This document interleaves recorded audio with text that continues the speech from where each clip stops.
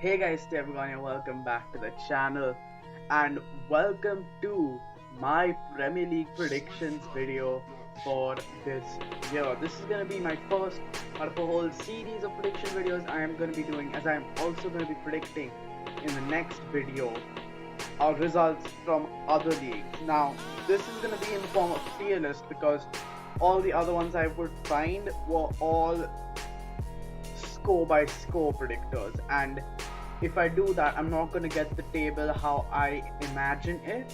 But anyway, let's get stuck in.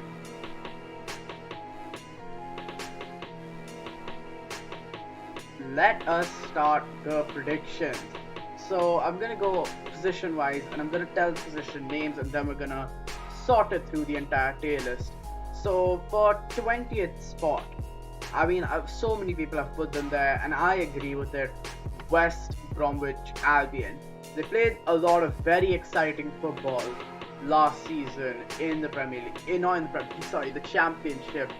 But that was when they got the ball, and now when you're in a league with such top quality players, they're not going to be able to hold the ball that much.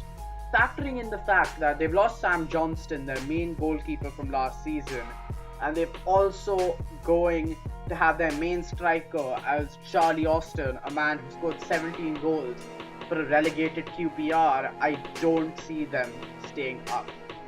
Next up in the 19th position, Fulham are back to the 19th. Now, I'll tell you exactly why. Because of the fact that I don't see an improvement from the first team they had in the Premier League 2 years ago. Like, I don't see any proper improvement from that. So I don't think their position's gonna change, and I think they're gonna go straight back down.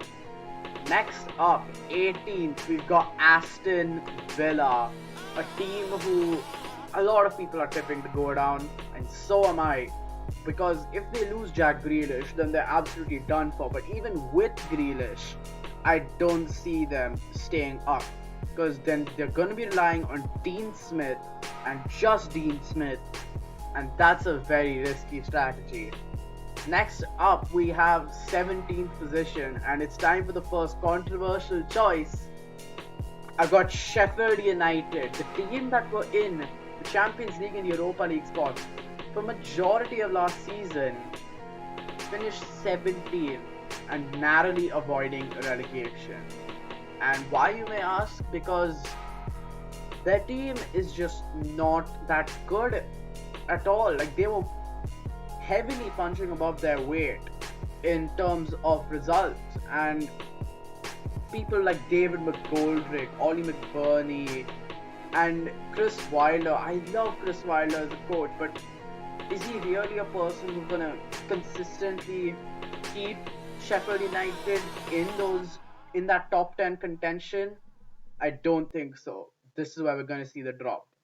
Next up, 16th, I have got Brighton and Hove Albion. I mean, they made some very interesting signings. Aaron Moy is permanent. Adam Lallana has joined. And I really like Graham Potter's style of football, that tiki-taka style. But in the end, Brighton's main problem is that they weren't able to convert. And I think that's what's going to plague them this season as well. But they will stay up. They will stay up. Next up, 15th, I have West Ham. A lot of people would be saying that they should be higher because they are West Ham, but no, I just don't see it. And I understand they did the two over Chelsea last season. And no, this is not a salty person. It's just me saying that, do I think this team has enough depth? And do I think that West Ham have a capable enough manager? They have capable enough manager. I think the main problem is going to be that the quality in their squad is very uneven.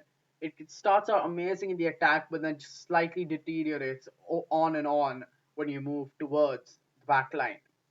Next up, in 14th, I have Leeds United.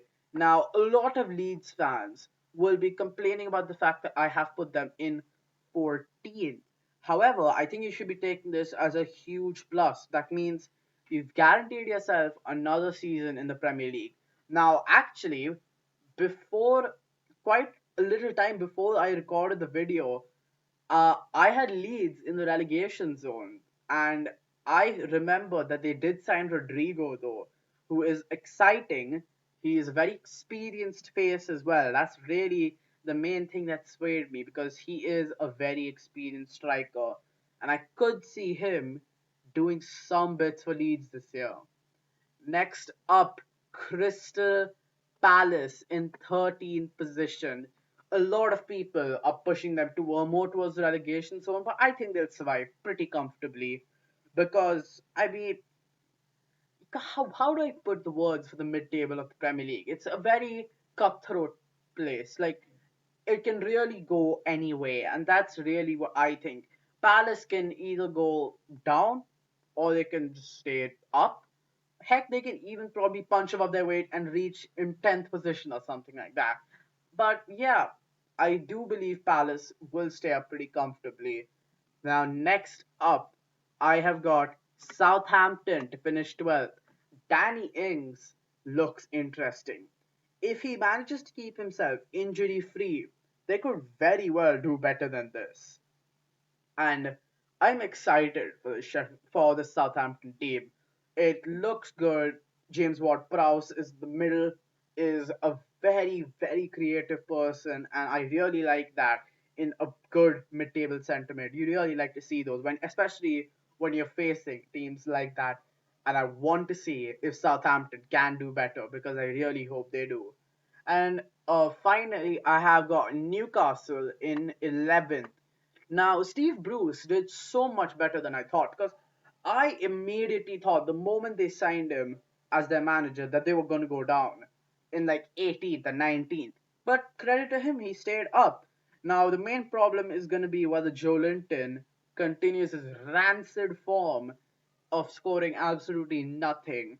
But here's the bold prediction number two: Joe Linton is going to get some goals this season. That's very ridiculous one, but I think it could happen because the thing about it is that most people like Joe Linton, like these German-born Bundesliga strikers, they do take a bit of time to settle, and that's what I'm worrying about Timo Werner as well. But that's a bit later on. Now let's move to top of the pile. It's the top half of the table, and in 10th I have Everton. Now, if they do sign Allen, then they are literally buzzing, right? Their midfield at that point is sorted, and that's the thing, because Everton is a very hit or miss team. They finished 12th last season when everyone was tipping them to go above Chelsea when Chelsea made the Champions League spots. But yeah, I just don't see Everton really replicating that. Not replicating that 12th place, but they'll go on improve themselves. Why did that sound so negative? I don't know why. But next up, in ninth place, I have Burnley. Now, this is very subjective. If they can keep a hold of Nick Pope and Dwight McNeil this season, Burnley are gonna go far because Sean Dyche is a good manager. He has done quite a lot with just the funds he's been given. They're not a very expensive team as well. And that bruiser style, it's not entertaining to watch, but you can't lie, it gets results. It's exactly like Jose Mourinho. Like the man does not play he played exciting football, but it's always that Parker Bus mentality and it's that bruiser mentality in the terms of Burnley. Now, next up in eighth to round off that tier, I have Leicester City. This could be a big season of like I believe the hardships of the Europa League are gonna affect that Leicester team because they don't have a lot as much depth as people think they do. Jamie Vardy is not gonna be able to start all these games, guys. And yeah, that's basically the thing because is this the last season we could see Jamie Vardy firing on all cylinders? Maybe, maybe not. Next up, It's time for fifth to seventh. These are the subjective Europa League spots. Fifth is guaranteed. Sixth and seventh is suppose some of the top, any of the top four, any of the top five actually, win the FA Cup or the Carabao Cup. Sixth and seventh go straight into Europa League. Now, in seventh, I have Chelsea, and you hear me out. Hear me out. As a Chelsea fan, I do not like this. I really do not like this because I'll try and reason this because Chelsea's team currently is filled with transfers and that causes a lot of problems, especially at the start of the season. Now, in the start of the season, I expect us to be as low as the 11th. Like that's how low I expect us. But then Frank Lampard's entire plan is going to start coming in action later half of the season, I'm predicting some huge giant killings, like a 2-0 win against Manchester City, maybe a 1-0 win against Liverpool as well, somewhere. But that's what I'm saying. Basically, their end of their start of season form is going to affect them in the long run. We saw what happened against Brighton. The team is not willing to go full 90 minutes. That's very important in the Premier League.